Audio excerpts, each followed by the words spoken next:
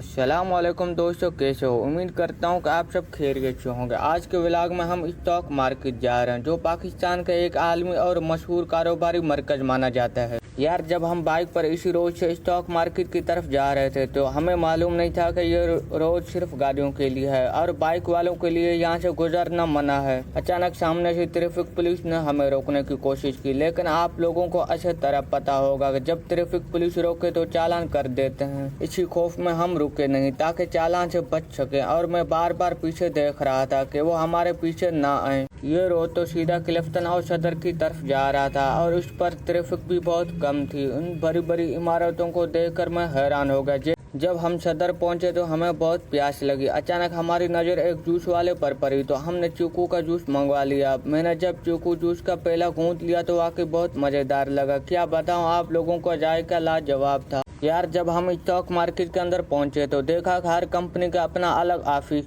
था। यहाँ तो हर किस्म के बैंक भी मौजूद थे। मैंने भी अपने भाई को अंदर भेज दिया क्योंकि ये काम मुझे समझ में नहीं आ रहा था ये क्या भला है। मैं बाहर स्टॉक मार्केट के कुछ वीडियो बना रहा था। अगर स्टॉक मार्केट को बाहर से देखा जाए तो यह शहर की सबसे बड़ी इमारतों में से। यार, कराची के सफर में जब भी निकलो तो नेटवर्क का पैकेज होना जरूरी है, क्योंकि कोई भी बंदा बगैर मैप के सफर नहीं कर सकता।